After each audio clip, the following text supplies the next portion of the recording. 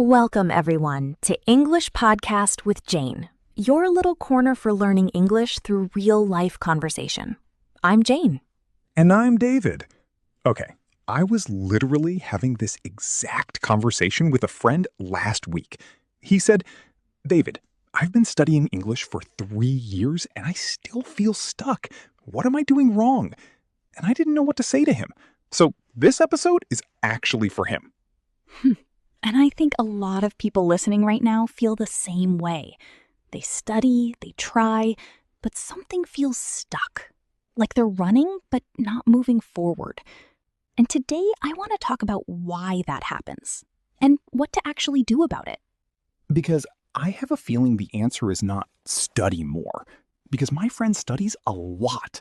He has apps, he has notebooks, he has flashcards, and he still feels stuck. You're right. Studying more is not always the answer. Sometimes it's about studying differently. And the good news is, the easiest way to learn English every day might be something you're already doing. We just need to make a small shift. A small shift? Okay, I'm curious. Let's hear it. So let's start with the feeling of being stuck. Because I think before we talk about solutions, we need to understand the problem. David, when learners feel stuck, what do you think is really going on? I think they're trying to do too much at once. Like, my friend is learning vocabulary and grammar and pronunciation and writing all at the same time. And his brain is just overloaded. Too many tabs open, not enough memory to process any of them properly. Yes, that's called cognitive overload. When your brain has too much information coming in at once, it can't process anything well. And it leads to this feeling of, I'm working so hard, but nothing is sticking. And that feeling is exhausting and demotivating. And then there's the progress problem. Like, you study for a week and you don't feel noticeably better. You can't measure it. So your brain says, is this even working? And slowly the motivation just disappears. Exactly. And then the third trap, perfectionism. You wait until you feel ready to speak. You think, when my English is good enough, then I'll start practicing.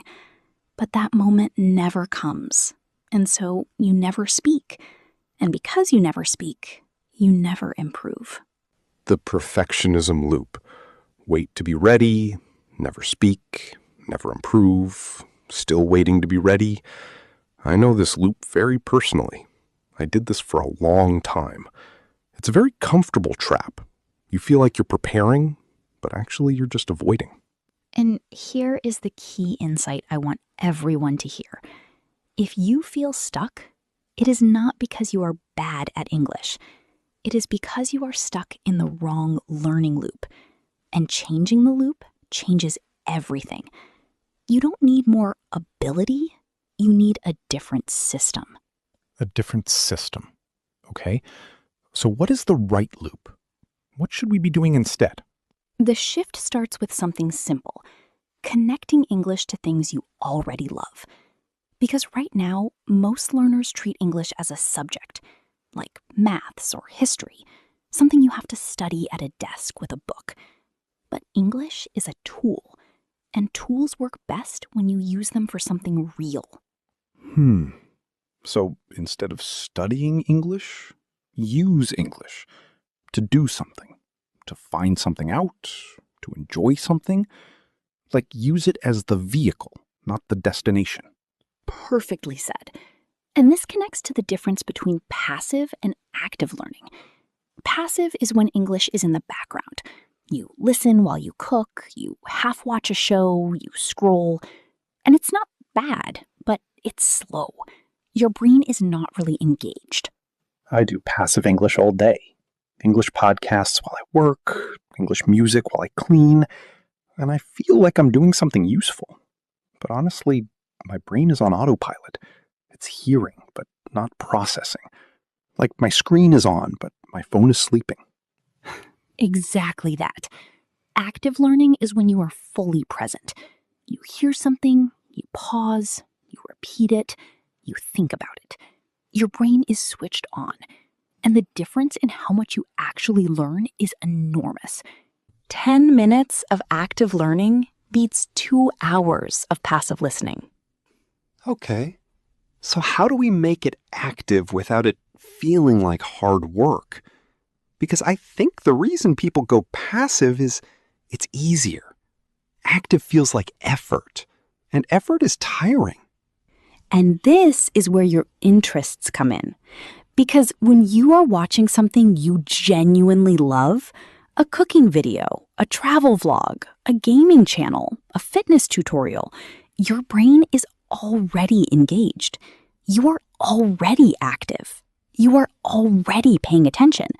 So the English goes in deeper without feeling like work. Oh, so the interest does the work of keeping you active. Your brain is already switched on because you care about the content. And then the English just comes along for the ride.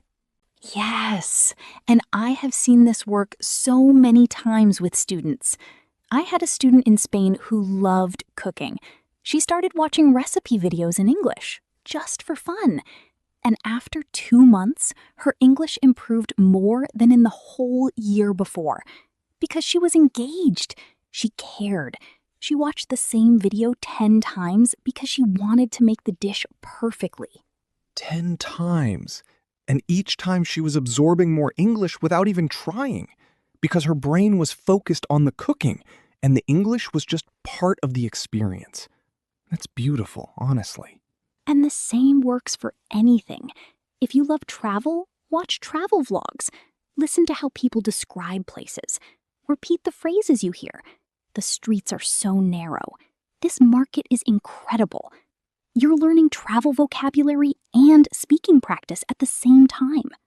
If you love tech, watch tech reviews in English. If you love fitness, follow workout videos in English. If you love gaming, watch streamers. The topic doesn't matter.